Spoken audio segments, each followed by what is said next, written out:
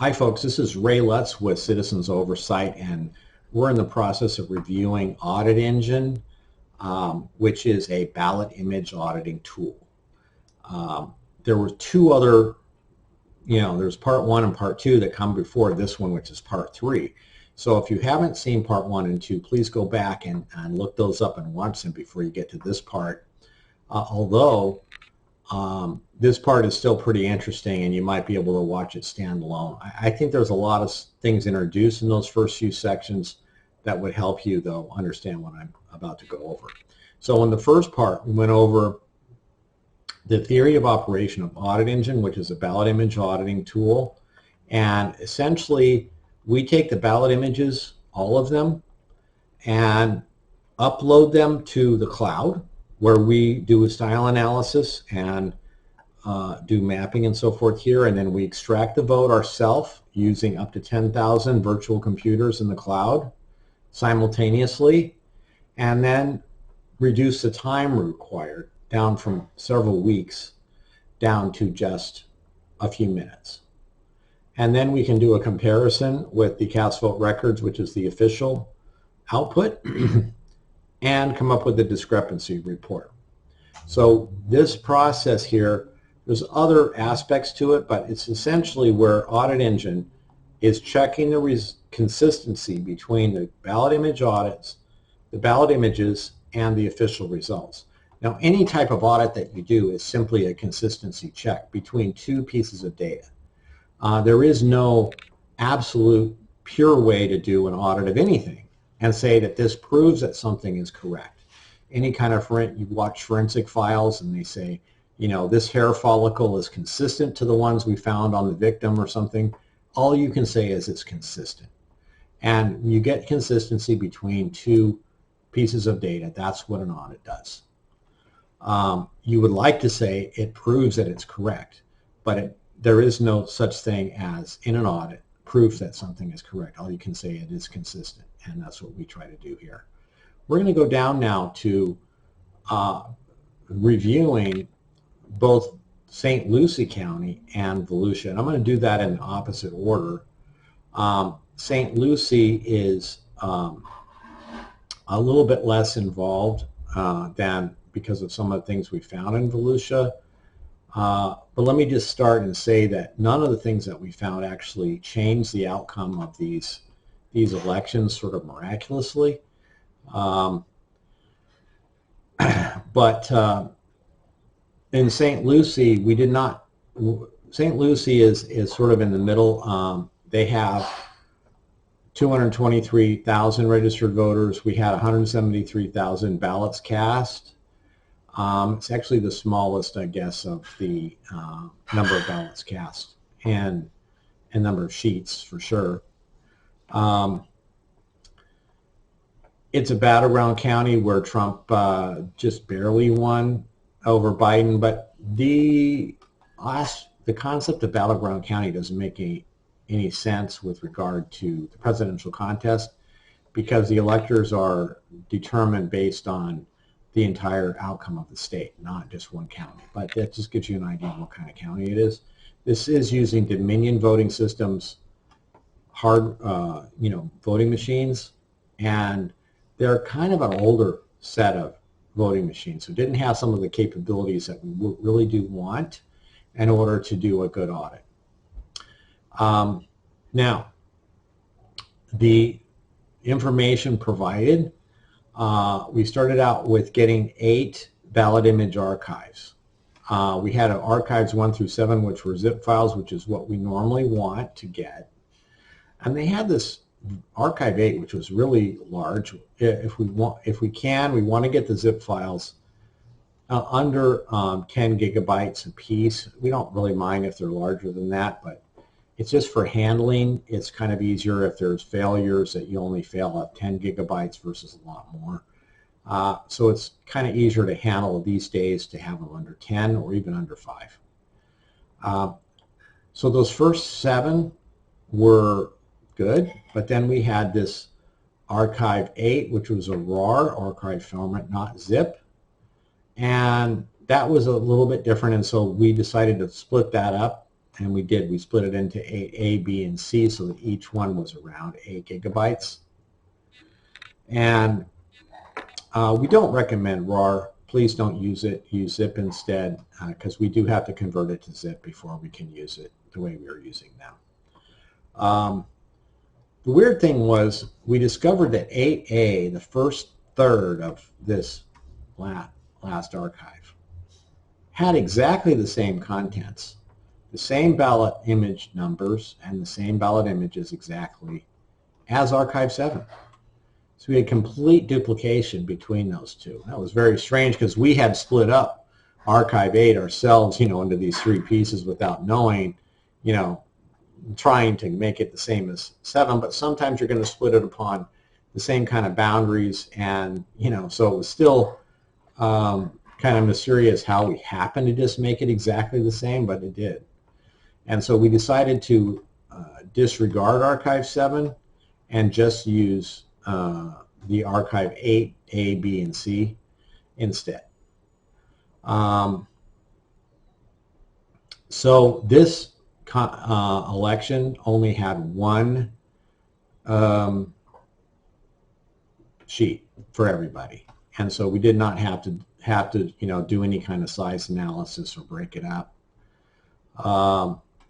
I will take a look here at the actual ballot images file itself, just so you can get an idea of what they look like.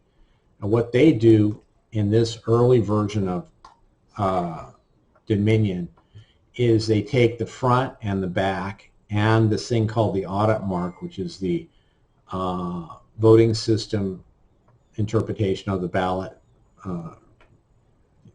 rendered in a graphical form, and then included in the image. So this is one image that's really tall and narrow, and it has 3 sheets. Now, the way Audit Engine works, it does split these up first thing and turn them into 3 pages, which is how all the other files come in. It doesn't bother us to split it up, but it just does come in this way. Now, a couple more things I'm going to mention while we're looking at this is Dominion has the barcode down here, which is their is their proprietary barcode in this area. And you can see the 1137, that's what this encodes right here. That's the style number for this ballot. That style number is repeated on the second page down here. It's a little bit different because notice this bar right here is full length on this one, and it's half length on this one, which determines the page, the side. All right. But this 1137 is the style number. So we can read that from the ballot. Now, what I want to say here is that in this case, we did not get the cast vote record file detailed down to the ballot, which is really, really essential for us to do the best work from this county, because they couldn't produce it. This was a very old version of Dominion. The later versions of Dominion do have it. We can very easily do our comparison then. But if we don't have it, we don't know which ballot to compare with, what exactly the CVR says, because they only give it in groups of, say, a whole precinct. Well, we found that there's a number of designators here for the ballot style. This says N36. Now, that's not the same as this number down here, 1137, which we call the card code. This is a nonpartisan, essentially precinct 36 designation, and this little square thing is called a data matrix. It kind of reminds you of a QR code, but it's a different technology. This is actually a really good technology, actually better than QR codes for little tiny things like just saying N36. Then they have the big number N36 and a thing that says precinct 36. Now, these unfortunately are not very consistent. The N36 here and this data matrix code was added to the ballots by the printer. So when they print ballots for mailing, they print them, they print this on them here, and then have a little cutout in the envelope so they can see through to this barcode. That way they can stuff the envelopes first, seal them, have them in stock, and then when they need to send to a voter an N36, they can have a machine look for it. Oh, there it is, and then print the name of the person on it, on the outside of the envelope, so they don't have to go in and check the envelope. Now, this is a really good idea so that you can pre-stuff the envelopes and know what's in there. We also really like this because this data matrix code is super reliable to read. All of these other things are not reliable. This N36 is not always on. That's added sometimes for when they're handling ballots by hand so that they can find it. They don't always have that. And when they don't, then this one slides over to the corner, so it's in a different place, and it actually is somewhat hard to read. So if there's any streaks on the ballot, sometimes there'll be a streak, and it'll damage this a little bit, and it'll be so that we can't really tell what it says. And you really have to know it exactly to be able to use that as a way to decide if the ballot is in one group or another, so that you can total them up and then compare totals. So what we found was that this methodology of looking at the ballot, unless we could use this, which we can't because it's not all ballots, was not good enough. So without that cast vote record, it's very, very hard to do an analysis any better than just the grand totals. So that is that situation with that ballot there. Now there is a chance, I will say, that we could possibly use this cast vote record here, which is included at what they call the audit mark. But again, we'd have to OCR this and recognize what's on here. This is in the same general format, not exactly as what we had in the BMDs, which we can read quite well. So we sometimes have a contest that wraps. The other one wraps all the way over. This one wraps with an indentation, and then it has a vote for here. This one says office of. The other one said vote for, or it just said for. It said for United States Representative. This one says office. So you'd have to make some changes to know what this one is going to say. But this is something that we may wind up doing in cases like this. But the thing is that now we're tending to get the full cast vote record from these counties with Dominion, so we don't think it's going to be viable or really worth it to go through the process of trying to get really good at parsing this when these are going away. So we didn't do that kind of work on that county. But looking further, you can see there is only one sheet. It has a few different, peaks and valleys here based on what's on it, how big it is. We did find that there was 526 ballot images over the number of ballots officially cast. That we still don't quite understand. We'd have to go into more. It would be easier to figure it out if we had, again, the cast vote record to figure out which ones were exactly different. Right now, we don't know.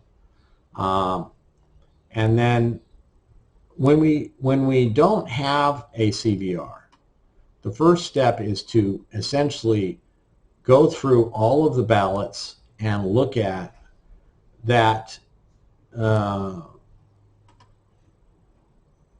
this code right here to know what type of ballot it is. And while we're at it, we also extract all of this stuff up here, so we get an idea of what the precinct is, if we can, and we know this number off the ballots.